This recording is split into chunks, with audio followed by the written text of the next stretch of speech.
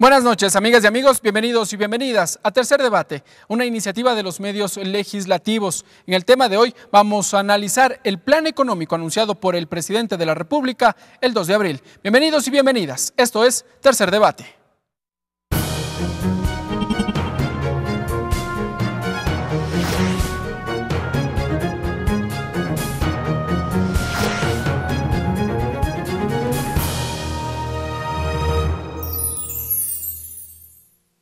Y para conocer a detalle esta propuesta planteada por el presidente de la República, ya nos acompaña el economista Pedro Páez.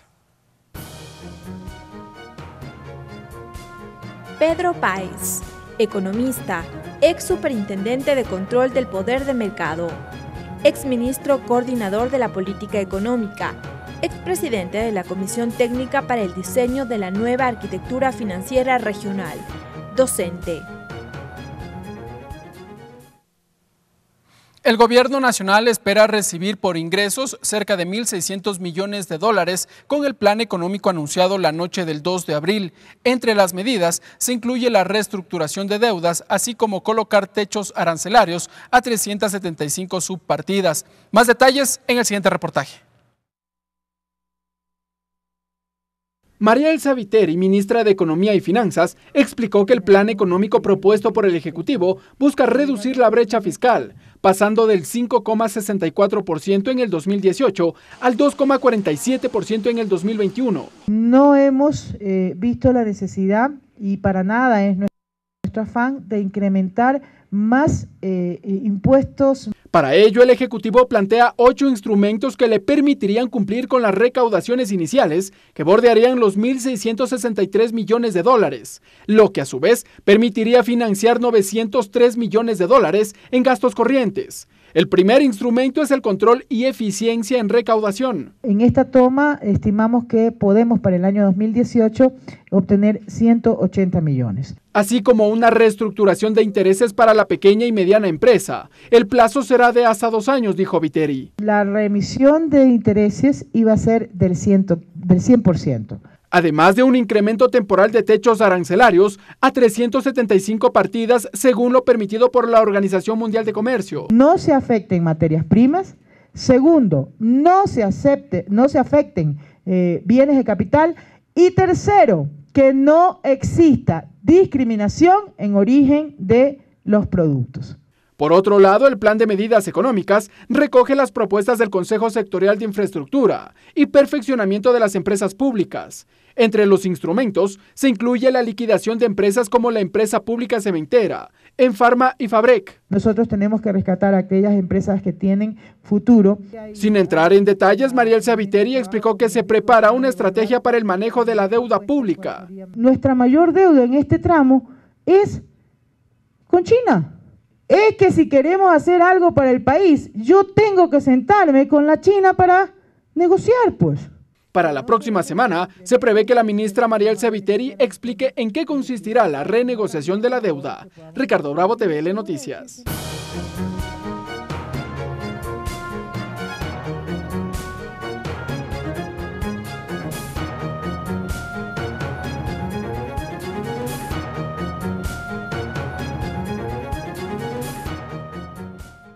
Bien, amigas y amigos, vamos a saludar con nuestro invitado, el economista Pedro Páez. Economista, buenas noches, bienvenido a la televisión legislativa. Buenas noches, encantado de estar con ustedes en un escenario tan bonito como este.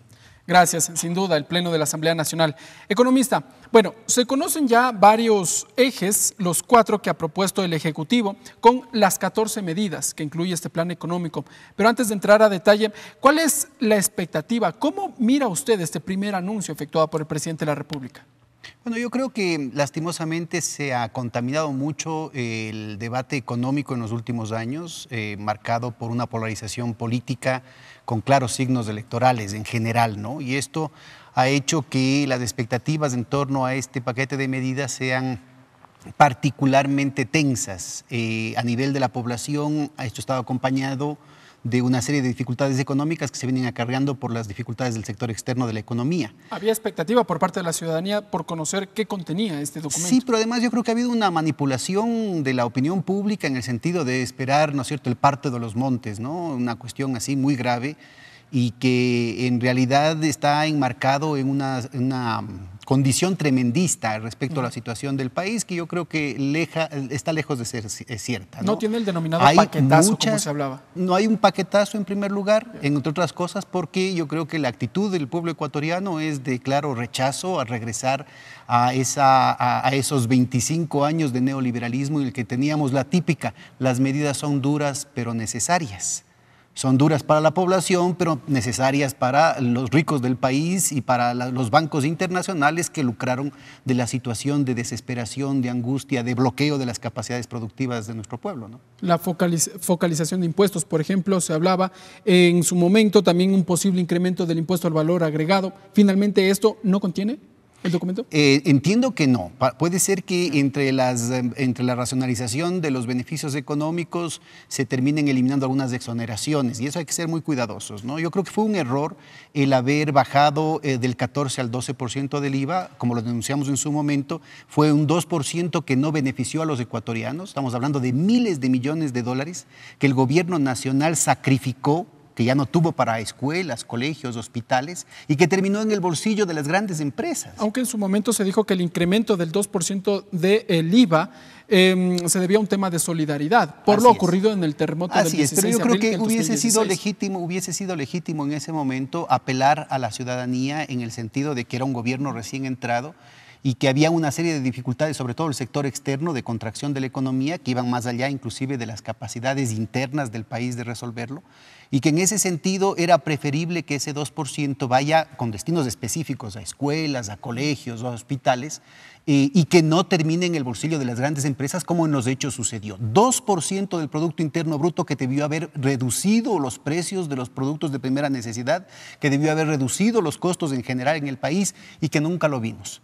Se metieron en el bolsillo las grandes empresas, como se han metido en el bolsillo. Permítame que esto es muy importante. No se ha podido tampoco tener el beneficio de la reducción de los precios, por ejemplo, de los productos chinos, de los productos colombianos, de los productos peruanos, fruto de las devaluaciones de esos países, porque precisamente las grandes empresas se han metido en ese bolsillo. Es de los pocos países. En su momento que este porcentaje, estos 2 puntos porcentuales, iban directamente a la reconstrucción de las provincias de Manabí y Esmeraldas, las zonas devastadas por el terremoto, por ejemplo. Sí, cuando se acabó ese programa, como estaba previsto, se redujo ese 2%, pero esa reducción del 2% no se dio en los hechos, porque lo que se hacía es, se bajaba el 2% en la boleta, se bajaba el 2% del impuesto, pero se aumentaba ese 2% al precio básico, con lo cual en realidad lo que hacía el pueblo ecuatoriano es pagar un impuesto no al gobierno nacional, sino a las grandes empresas. Es justamente eso lo que yo quiero recalcar. Lo mismo sucedió con el abaratamiento que el pueblo ecuatoriano debió haber sentido durante estos últimos 4 o 5 años, en que ha habido poderosas devaluaciones, no solamente de los países vecinos, sino de países como China, como Corea, inclusive de la Unión Europea, de Brasil, de otros países de América Latina. Y eso no se ha reflejado en la canasta de precios del consumidor. Muy bien, vamos a entrar entonces ahora con esta breve introducción. Ingresamos ya a los ejes del programa, los que fueron presentados por parte del Ejecutivo, y vamos a revisar precisamente, tenemos preparado una claqueta en donde revisaremos los 4 ejes que plantea este programa.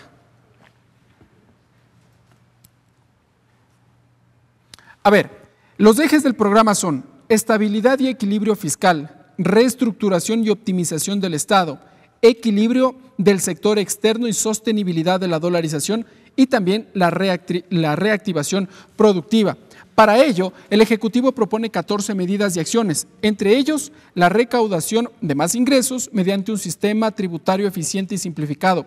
Viene la pregunta entonces, ¿el actual sistema de recaudación tributaria no es suficiente en el país a pesar de las 12 reformas tributarias que se efectuaron a lo largo de los últimos 10 años? Bueno, yo creo que en lo fundamental se han hecho avances muy significativos. Ha habido una mejora muy importante en los niveles de recaudación. Se ha mitigado, se ha reducido buena parte de la evasión y de la elusión, pero todavía queda muchísimo por hacer. Tenemos, y creo que hay un mensaje muy positivo de parte del gobierno. Habría que generar un debate nacional respecto ya a las formas operativas de cómo hacerlo. Tenemos una brecha muy importante de fuga de capitales, de fuga de recursos para el Estado a través de la evasión tributaria gracias a las offshore.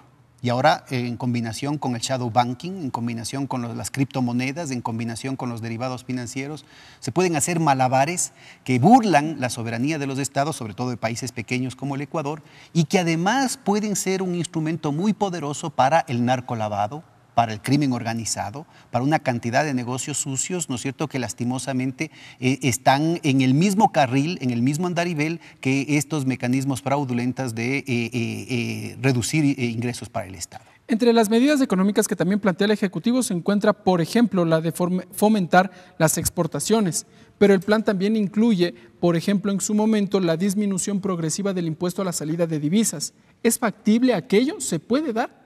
Este es un tema problemático porque en los hechos, con las condiciones actuales de desregulación de los mercados financieros y con las nuevas tecnologías de información y comunicación, la presencia, como insisto, de las cuentas offshore, del shadow banking, de los derivados financieros y ahora de las criptomonedas, se genera una serie de mecanismos de triangulación que inclusive, por ejemplo, así no se tenga criptomonedas aquí, así la empresa no tenga formalmente una relación con una empresa offshore o con una banca offshore, pueden triangular a través de empresas fantasmas, pueden triangular a través de precios de transferencia, pueden triangular a través de una serie de mecanismos contables para generar una serie de caliches, digamos, una serie de fugas de la economía ecuatoriana y que justamente el impuesto a la salida de divisas trataba de alguna manera de mitigar. Entonces ahí hay un efecto contradictorio que habría que ver cómo operativamente se pueden encontrar soluciones. Yo creo que aquí más bien hay que continuar en esa decisión importantísima que tuvo el pueblo ecuatoriano de decir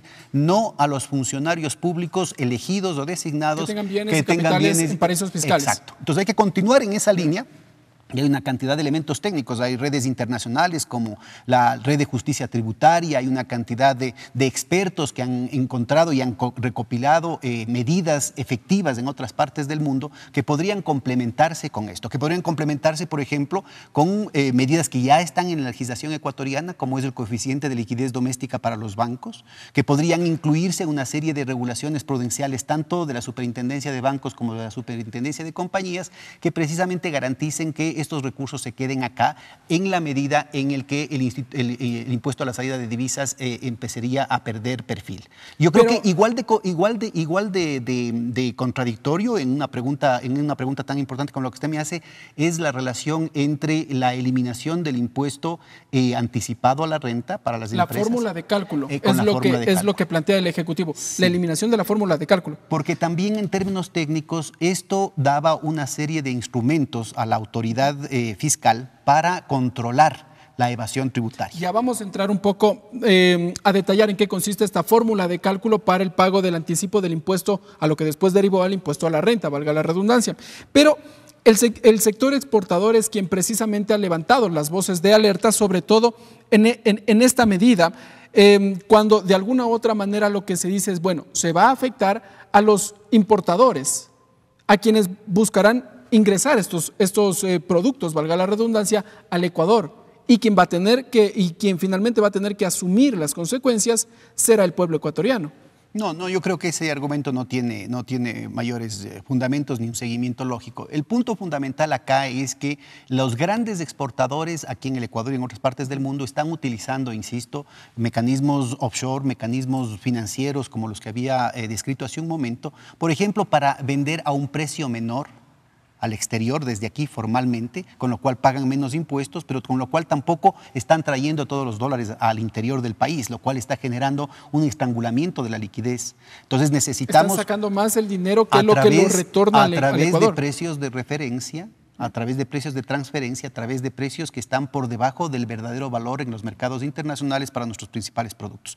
Y esto es fácilmente detectable. De hecho, hay estudios, por ejemplo, de Naciones Unidas, de la Conferencia de Naciones Unidas para el Comercio y Desarrollo, por sus siglas en inglés la llaman UNCTAD, en el que muestra claramente el perjuicio enorme que esto significa para economías como la ecuatoriana, sobre todo cuando se tiene pocos productos de exportación y que el control sería muchísimo más fácil. Hay países como Chile, por ejemplo, como Costa Rica, que han trabajado con mucho detalle, no necesariamente con gobiernos progresistas, con gobiernos más bien de derecha, pero han tenido bastante éxito en lo que significa el seguimiento de los precios de transferencia, la posibilidad de transparentar los mecanismos con los que las grandes empresas están invadiendo. Entonces es importante distinguir lo que se ha mencionado con propósito de este debate, ¿no es cierto?, lo que es evasión tributaria, de lo que es elusión tributaria, de lo que es un capítulo adicional que representa como 4.500 millones de dólares, que es la potencial deuda que tienen las grandes empresas con el Estado. Ahora también hay sectores que señalan que el retirar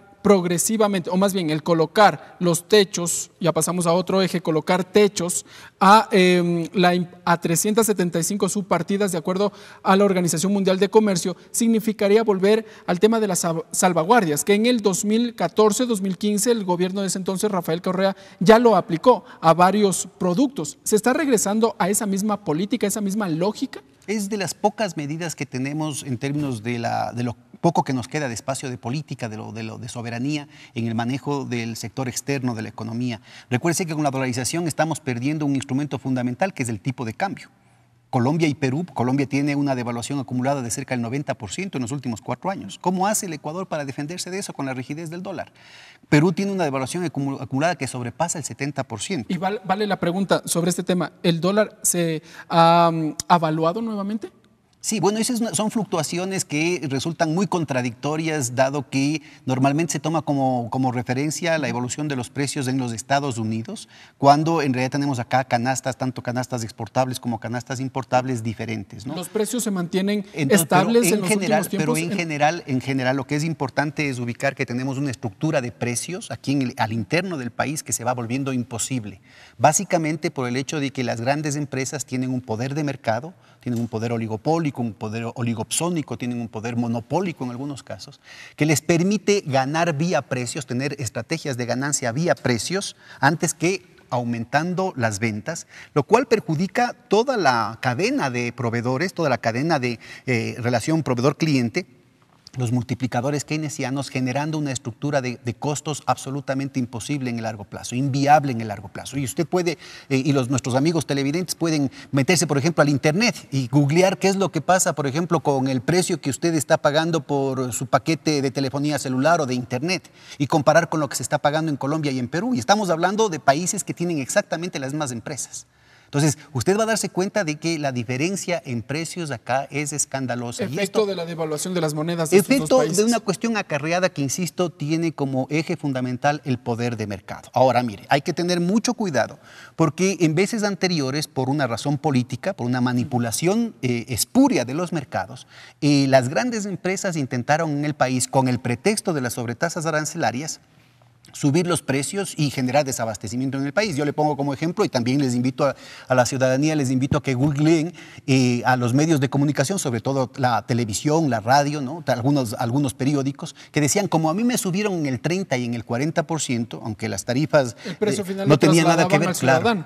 Como bien lo ha dicho la ministra de Finanzas ahora, ¿no es cierto?, estaban exoneradas aquellas partidas relacionadas a insumos y a bienes de capital, entonces no tendrían por qué haber trasladado a la ciudadanía. Pero empezaron a subir los precios en dolarización, en un mes, 30, 40%, hubiéramos acabado con una hiperinflación en el año. Pero ya la ciudadanía supo cómo defenderse, porque se lograron formar comités de usuarios, llegamos en la Superintendencia de Control de Poder de Mercado a formar 13,000 comités de usuarios y sobre todo una conciencia ciudadana que evitó este tipo de picardía para generar desabastecimiento con esta iniciativa. Exacto. Ya yo creo que las grandes empresas están curadas en sano. La ciudadanía sabe que no van a poder abusar de la gente, porque mal que bien en el mercado, con abusos y todo, ¿no es cierto?, es donde conseguimos el pan para llevar a la boca de nuestra familia, es donde conseguimos una medicina en caso de necesidad, y no vamos a permitir que las grandes empresas, ¿no es cierto?, utilicen un pretexto como un mecanismo de chantaje político, ¿no es cierto?, como podría ser este aumento de las tarifas, de los aranceles, para generar carestía artificial, para generar desabastecimiento artificial. Y el ejemplo lo dimos precisamente en el 2015, que acabamos con una inflación anual de poco más más del 3%. Economista, claramente quedaron derrotados. Avancemos brevemente porque, bueno, en total son 14 medidas y acciones que plantea el Ejecutivo para poner en marcha los 4 ejes del programa que fue anunciado el lunes último. Pero uno de ellos, sobre el impuesto a la salida de divisas, ya lo habíamos hablado, y la eliminación del cálculo del impuesto mínimo del anticipo del impuesto a la renta, estos términos que a veces suelen confundir a la ciudadanía. ¿Pero en qué consiste? ¿Cómo se aplica la fórmula de cálculo del impuesto mínimo del anticipo del impuesto a la renta? Bueno, básicamente, para no marearnos, se trata de un mecanismo en el que se cobraba por adelantado una porción del impuesto a la renta sobre las posibilidades presuntivas basadas en el desempeño previo de una empresa. Ese es el impuesto, el anticipo del impuesto a la renta. Entonces, esto permitía una serie de mecanismos que, cruzado con otros datos, las facturas, el impuesto al IVA, ¿no es cierto?, permitía que el SRI tenga una información muy adecuada respecto al verdadero rol que podía tener una empresa, el verdadero desempeño que podía tener una empresa, y con lo cual se reducía bastante la elusión tributaria y la evasión tributaria. Eliminar este mecanismo, sobre todo si es que no se han logrado desarrollar los instrumentos técnicos adecuados para suplantarlo en la persecución de la evasión y de la elusión, puede ser contraproducente porque puede reducir significativamente las recaudaciones fiscales. Esta es la fórmula entonces que se plantea para analizar el impuesto o el cálculo del impuesto mínimo. Es un impuesto menor a lo que la empresa proyectaba que iba a ganar. Porque después se descuenta, ¿no? Después se descuenta. No es que se le cobra 2 veces, sino que se le adelanta parte del cobro como un elemento que después va a ser contrastado con los informes finales, digamos, de ventas de la empresa, y que permite, insisto, tiene un rol técnico muy importante en lo que tiene que ver con el control de la evasión y de la elusión tributaria, que es enorme en el país. Sigue siendo grande a pesar de los esfuerzos muy importantes que se han hecho en la última década, sobre todo para reducir ese margen de acción. ¿Este no es un primer paso para eliminar el anticipo del impuesto a la renta como tal? Porque muchas empresas y en su momento los grandes exportadores señalaban que lo que estaban haciendo era tributar en doble ocasión por una sola ganancia, el anticipo y luego propiamente el impuesto a la renta. No, eso es una inexactitud. De ninguna manera se dio eso, siempre el SRI terminaba compensando la situación. ¿Devolvían? Pero por supuesto, era parte, lo que se daba como anticipo era parte del pago final del año. Entonces al final en el año se pagaba una sola vez. Muy bien, vamos con la siguiente infografía. Estas 14 medidas y acciones determinan en que el Ejecutivo prevé una reducción del déficit fiscal, o lo que propone el Ejecutivo, vemos ahí en la infografía, una estabilidad y equilibrio fiscal, pasar del 5,64% en el 2018 a una reducción del 2,47% en el 2021. Economista, ¿es ambiciosa esta meta que se ha propuesto el Ejecutivo? Yo creo que es factible hacerlo, pero me parece que el énfasis debería estar dado en un elemento, en un factor que el presidente lo mencionó, pero que habría que ver cómo operativamente se lo puede aplicar en los hechos, que es el tema del relanzamiento productivo, es decir, reducir ese déficit no por un aumento de las recaudaciones o por un recorte de la inversión pública, sino al contrario, por un aumento de la base fiscal. ¿Y cómo hacerlo?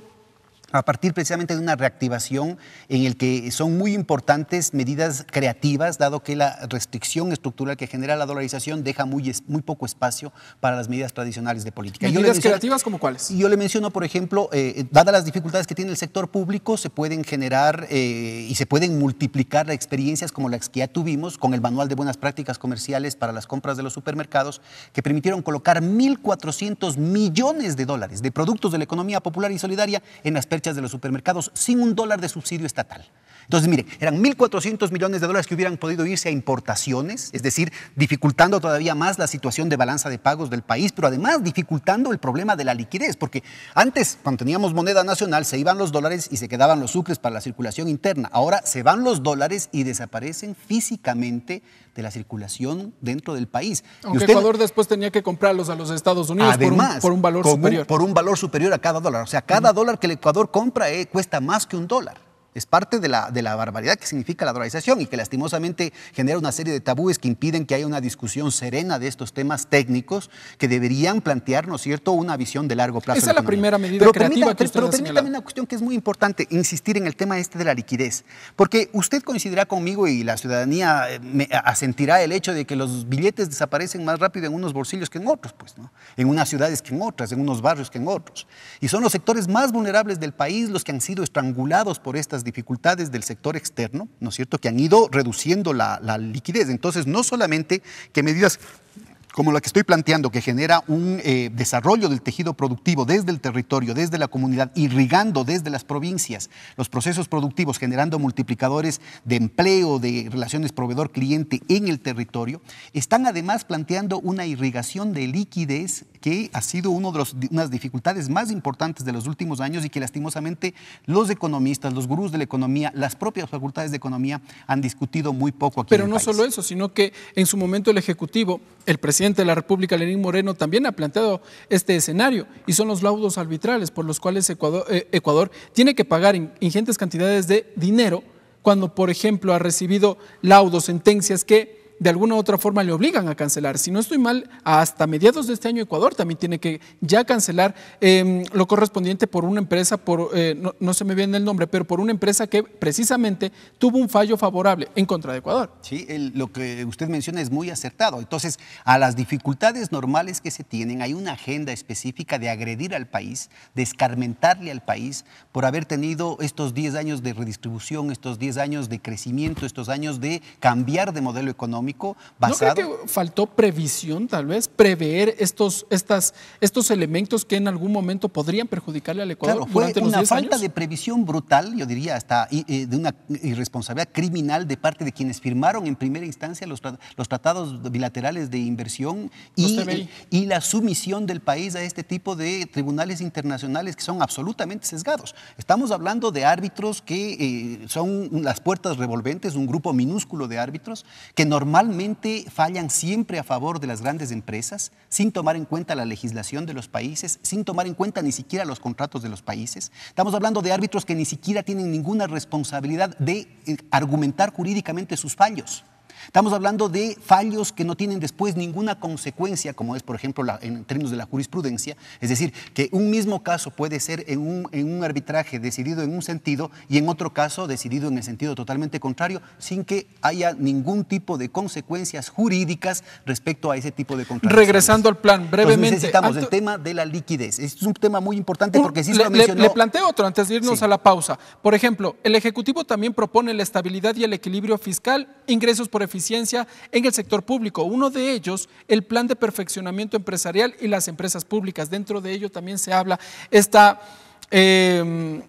idea, este objetivo de fusionar algunas instituciones cuyas actividades sean similares o las estén realizando en algunas de ellas, por ejemplo. Puede darse. El Ejecutivo, entre otras cosas, además también propone la reestructuración de intereses. Todos estos elementos derivan en que al menos... Eso responde a otra cosa, ¿no? Eso responde los a ingresos otro por capítulo. eficiencia por el sector público. Sí. Todos estos elementos que le explico brevemente, según el Ejecutivo, generarían un ingreso al fisco por cerca de 1.663 millones de dólares. ¿Alcanzaríamos o estaríamos en la ruta para esta estabilidad fiscal?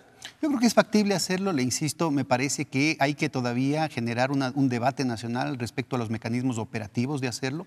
Hay elementos contradictorios, hay que ver claramente, por ejemplo, ¿qué es lo que se va a hacer para reducir la evasión fiscal? ¿Qué es lo que va a reducirse en términos de la elusión fiscal? ¿Cómo va a poder realmente cobrarse esas deudas potenciales que no solamente tienen que ver con el SRI, sino también con el tema del IES? La deuda patronal de pagos que no han hecho las grandes empresas, incluyendo grandes transnacionales, no solamente en términos de impuestos, sino también en términos del aseguramiento de sus empleados al IES, es parte muy importante del hueco que tiene el IES. Entonces, a veces se utiliza políticamente el tema, por ejemplo, del seguro social, pero no se han transparentado la información respecto a estos temas porque están afectando intereses precisamente de aquellos sectores que están ganando, digamos, en términos del supuesto debate académico. Es clara la presencia de posiciones y de diagnósticos de los economistas más de derecha, de las presiones de las cámaras empresariales en el diseño de este paquete, aunque al mismo tiempo es claro la percepción que entiendo yo tiene el gobierno nacional de que el país no va a aceptar un regresar a las épocas terribles del neoliberalismo. Muy bien, economista, le invito, amigas y amigos también. Nos vamos a una pausa aquí en Tercer Debate. Cuando regresemos continuaremos desmenuzando el plan económico que ha sido presentado por el Ejecutivo a inicios de esta semana. No se muevan de sus asientos, esto es Tercer Debate.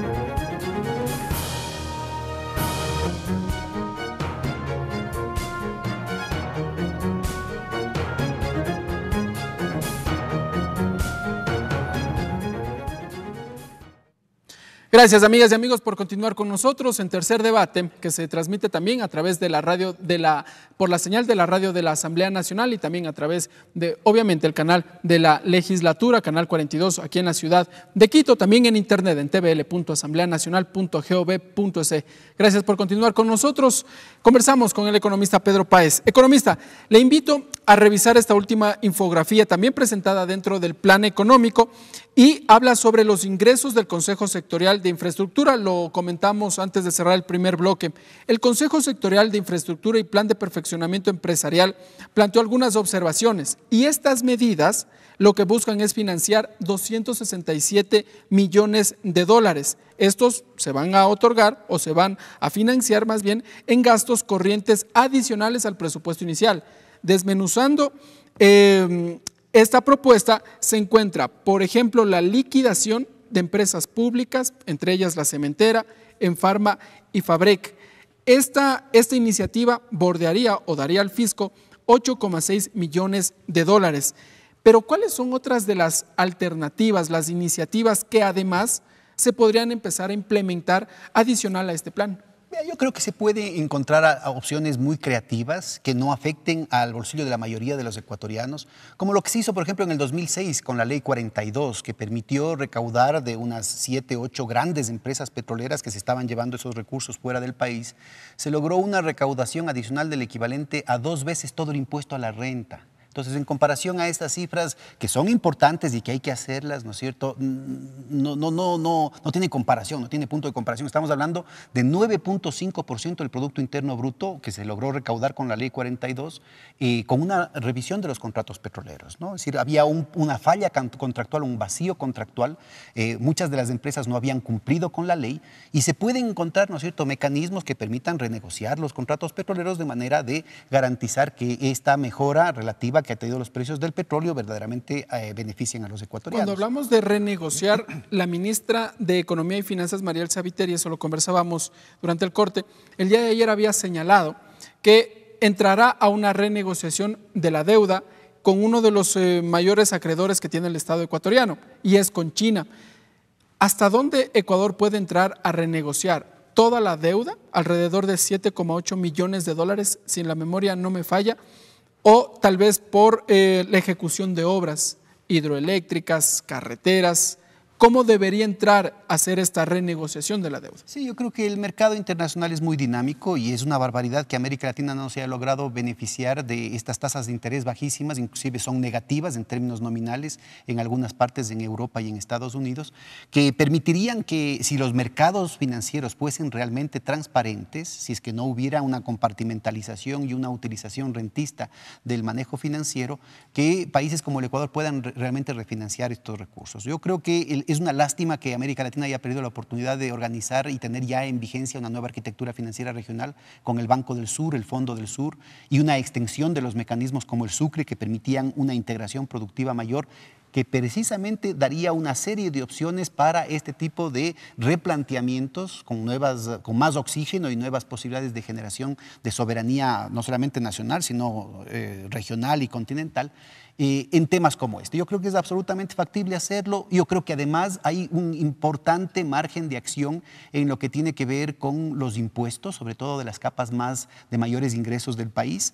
En el Ecuador, a pesar del esfuerzo que se ha hecho en la última década, todavía estamos muy por atrás de lo que se tiene, por ejemplo, de la capacidad redistributiva del sistema tributario en países como los propios Estados Unidos o como Europa, y también de otros países latinoamericanos, inclusive con gobiernos de derecha como México. México tiene una capacidad de redistribución a través del sistema tributario equivalente al 7%, en el Ecuador es solamente el 2%. Es decir, que estamos hablando de unos 5 puntos adicionales que pueden mejorarse en términos de la recaudación de los estratos más altos de ingresos del país. ¿Volver a una reforma tributaria que lo que busca es implementar nuevos impuestos? Sí. Yo creo que no hay que tener miedo a esa palabra. Ese es un tabú que lo están haciendo precisamente los economistas neoliberales para evitar que se puedan discutir de los problemas serios del país. La carga tributaria en el Ecuador de las personas más ricas es de las más bajas del mundo. Y lo hemos mantenido durante muchísimo tiempo por el hecho de que hay unos ingresos petroleros que han hecho que la economía política de la política económica sea particularmente condescendiente con las grandes oligarquías de nuestro país. Regreso a la primera pregunta, ¿y este plan persigue ese objetivo? No lo contempla. De hecho, se está generando una serie de descalificaciones a priori de temas como este, es decir, un tabú que es absolutamente innecesario. ¿Por qué no se puede discutir el hecho de que las empresas que han tenido en la última década las tasas de crecimiento y las tasas de ganancia más altas de manera sostenida sean las que ganen? Está muy bien que se hable, ¿no es cierto?, de una amnistía tributaria y de facilidades de pago para las pequeñas empresas, para las pequeñas y medianas empresas, pero no para las grandes empresas. Y en eso creo que tiene que haber un debate nacional, se tienen que transparentar esos datos. Pero ¿no es mejor cobrarles las deudas a estas grandes empresas con el Claro. IES, con el SRI? Y el SRI tiene capacidades coactivas para hacerlo. Estamos hablando de 4.500 millones que siguen en debate y que se siguen acumulando, que inclusive están por resolverse en los tribunales del país. Yo creo que está muy bien tener una serie de acciones creativas en ese sentido para facilitar los pagos, pero cuidado, nos están metiendo, ¿no es cierto?, gato por liebre también en esta situación. Es decir, aquí las grandes empresas tienen una gran capacidad de negociación, tienen expertos tributarios, inclusive autoridades tributarias del país ahora están pasadas del lado de las grandes empresas precisamente para facilitar el encontrar el resquicio legal, el encontrar el recodo a través del cual pueden salirse con la suya. El Ejecutivo el en país varias... está siendo perjudicado de manera sistemática por las grandes empresas. El Ejecutivo en varias instancias ha señalado que al menos este plan sí coloca impuestos, pero a las empresas que perciben ingresos por más de $100,000 al año. Y a las personas naturales también. Me parece que eso es correcto y hay que hacerlo de manera más sistemática, además en un proceso que iguale la condición de discriminación que hoy por hoy tienen los ingresos del trabajo con respecto a los ingresos del capital. Los ingresos del capital tienen una serie de privilegios, una serie de situaciones abismales con respecto a los ingresos que provienen del trabajo, incluyendo de los mismos niveles de ingresos, ¿no? Es decir, por ejemplo, una empresa con ingresos de más de $100,000 tiene una contribución tributaria mucho más baja que una persona natural que gane eso por su trabajo. Esos $100,000. Entonces no tendría por qué haber una discriminación entre los ingresos que vienen del capital que los ingresos que vienen del trabajo. Por ejemplo, hubo una reducción de los impuestos de la tasa marginal impositiva para los estratos más altos que supuestamente iban a mejorar el empleo en el país, que iban a mejorar la inversión en el 2010. Y en los hechos no tuvo ningún efecto. De hecho, ¿no es cierto?, a nivel internacional, los estudios econométricos demuestran que esto no tiene ningún impacto en el funcionamiento de la economía real, en la inversión real. Puede ser que tengan impacto en la inversión especulativa, como se han visto en el tema de las burbujas especulativas en la bolsa de valores y que probablemente tengamos una nueva burbuja especulativa este año. Entonces es necesario generar mecanismos que además de cumplir con el tema exclusivamente fiscalista, es decir, de recaudación de ingresos, también tengan efectos en los precios relativos, es decir, correctivos en el funcionamiento de la economía para evitar burbujas financieras. Burbujas, por ejemplo, en la cuestión de los bienes raíces, burbujas, por ejemplo, en lo que tienen que ver con cierto tipo de importaciones, de consumo suntuario y que permitan una situación mucho más estable, una situación mucho más previsible para todos los agentes en la economía. Entremos al siguiente tema, y es la deuda. La ministra de Economía y Finanzas, Marielsa Viteri, ha señalado, o más bien no descarta la posibilidad de que el Ejecutivo proponga la eliminación del techo al límite de deuda establecido en el Código de Finanzas Públicas. A su parecer, Ecuador debería mantener este techo del 40% establecido en la norma con la respectiva reglamentación emitida por el expresidente Correa en octubre del 2016, en donde se refería a esta segmentación de deuda consolidada, deuda agregada, o la deuda debería mantenerse como general. Este es otro de los temas con los que empezábamos esta entrevista, que está muy contaminado por una situación de polarización política, ¿no? Yo creo que esto tiene que llevarse en el marco de una discusión rigurosa, responsable, transparente, didáctica, que no confunda las cosas, ¿sí? Aquí tenemos una normativa que además está basado en una serie de documentos de carácter internacional que permiten la comparación internacional, inclusive para los propios mercados Por el Fondo Monetario Internacional. Inclusive por el propio Fondo Monetario Internacional. Cuando el gobierno de Correa durante mucho tiempo lo criticó. Pero no, es que esto tiene que ver con una serie de compromisos internacionales que independientemente de las simpatías que uno tenga o no con respecto a un organismo internacional, esa es la normativa a la que el país está obligado obligado por los tratados que se ha firmado. El Ecuador es uno de los fundadores del Fondo Monetario Internacional, además, muchísimo antes de que el Fondo Monetario Internacional se convierta en un ariete neoliberal a finales de los años 70. Entonces, es importante ubicar, ¿no?, que aquí no es un problema de opiniones o de preferencias. Esto es un problema de que hay una normativa que hay que seguirla, ¿no es cierto? Y en torno a eso se podrían discutir, por ejemplo, el tema del techo. Pero primero hay que evitar que se genere un pánico, que a veces es contraproducente en contra del país, porque se dice, por ejemplo, que estamos sobreendeudados en una situación que a la final va a ser oído principalmente por nuestros acreedores a los que vamos a recurrir a pedir un préstamo. Incrementa y nos van a subir el país. riesgo país y van a salir muchísimo más caro. Entonces, yo creo que tanto en el manejo fiscal, yo creo que además parte de esta situación tiene que ver con la situación, por ejemplo, del IES, ¿no es cierto? El manejo consolidado de caja fiscal, incluyendo otras entidades internas, debería tener otro tipo de prioridades. Es decir, hay una serie de posibilidades de gestión de la liquidez que deberían estudiarse más claramente antes de recurrir a situaciones precipitadas, como las que a veces legalmente amarran, ¿no es cierto? Hacen que tengamos plata en varios bolsillos al mismo tiempo y no podamos gastarlo. Parte importante de las transferencias que se han hecho al IES en el último año y que han dificultado la situación de caja fiscal han estado hechos en calidad de ingresos de capital, por tanto no pueden ser ni siquiera utilizados por el IES para pagar sus obligaciones como corrientes. Inversiones. Tienen que ser utilizados necesariamente como inversiones que no estaban planificadas con anticipación, porque estamos hablando de montos enormes, de miles de millones de dólares. Entonces, no hay que precipitarse en el diseño de estas nuevas inversiones. Estamos hablando del futuro de los ahorristas, de los fondos pensionales del país, del financiamiento de buena parte del sistema de salud del país,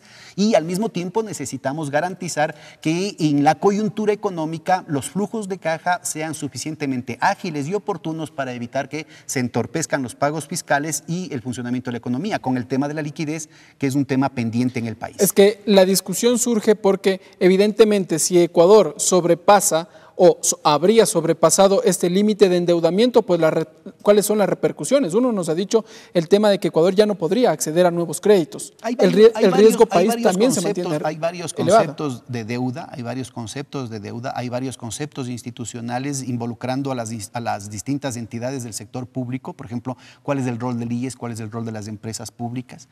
Y eso obviamente tiene que ser sujeto a debate y tiene que transparentarse. Todos estos, el público, la población tiene el derecho de saber con claridad qué es lo que está pasando con eso.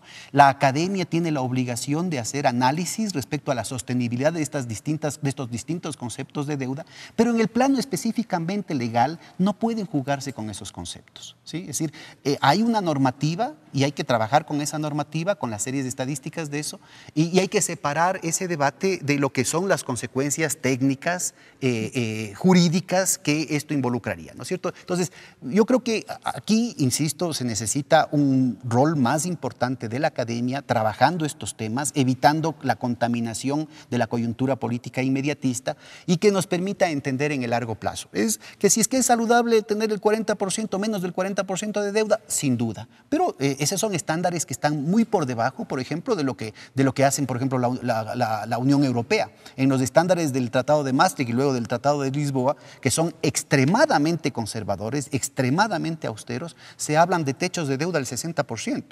En los Estados Unidos los techos de la deuda se los está cambiando a pesar de que se hace un escándalo, sobre todo de parte del Partido Demócrata, se los está revisando de tanto en tanto y se ha hecho como 58 revisiones desde los años 60 hasta ahora.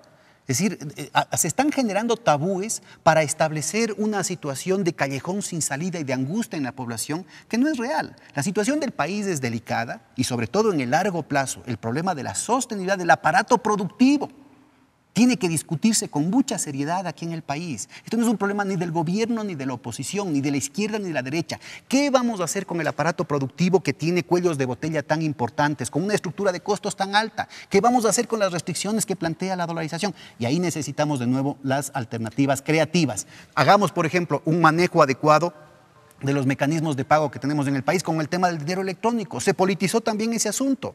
Que ahora va a ser manejado por la banca privada. Pero hasta ahora no tenemos nada. Bueno, empezará la regulación ya en el mes de abril, en adelante. Si tenemos un año y todavía no tenemos ninguna respuesta en ese sentido. Se satanizó esa cuestión cuando era un servicio público sin fines de lucro. Cuando estaba en el Banco Central. Y ahora, ¿no es cierto?, que está en manos de un grupo de bancos que controlan lo fundamental de los medios de pago del país, el país todavía está esperando de soluciones que permitan verdaderamente resolver los problemas de liquidez que están afectando a los sectores más pobres del país. Entonces necesitamos que, al contrario, olvidémonos del lucro personal de las grandes empresas, olvidémonos de las agendas de desestabilización, las presiones de las grandes empresas, las presiones de los antiguos intereses que quieren regresar al pasado, y planteémonos alternativas concretas basadas en lo mejor de la tecnología de información y comunicación. Economista, se nos acaba el tiempo. La última pregunta entonces, ¿qué le depara al Ecuador en un futuro con este plan económico?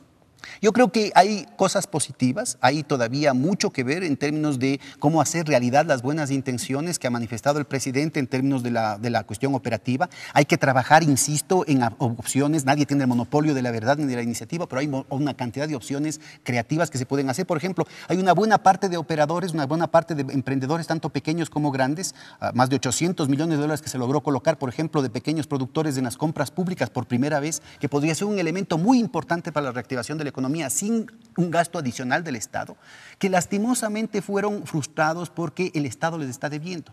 Y entonces muchos de ellos son también deudores del Estado. ¿Por qué no se puede hacer una compensación, una cámara de compensación fiscal, neteando las deudas y inyectando oxígeno y liquidez en la economía? Son medidas que no requieren ningún cambio legal, que se las puede hacer de manera inmediata y que permitirían una irrigación de liquidez, una inyección de oxígeno, sobre todo desde los territorios, desde las comunidades, desde los sectores más vulnerables de la población, con emprendimientos que no necesariamente están vinculados a las importaciones, porque buena parte de este esfuerzo, lastimosamente, puede terminar a través de las importaciones, a través de la fuga de capitales en las Bahamas, en Miami, en Nueva York, y con lo cual se está debilitando todavía más la situación de balanza de pagos del país. No se genera empleo, no se generan multiplicadores internos y se mantienen, ¿no es cierto?, asfixiados, apelmazados los resortes endógenos del crecimiento del país. Cuando usted dice que no se necesitarían reformas legales, evidentemente no pasarían por la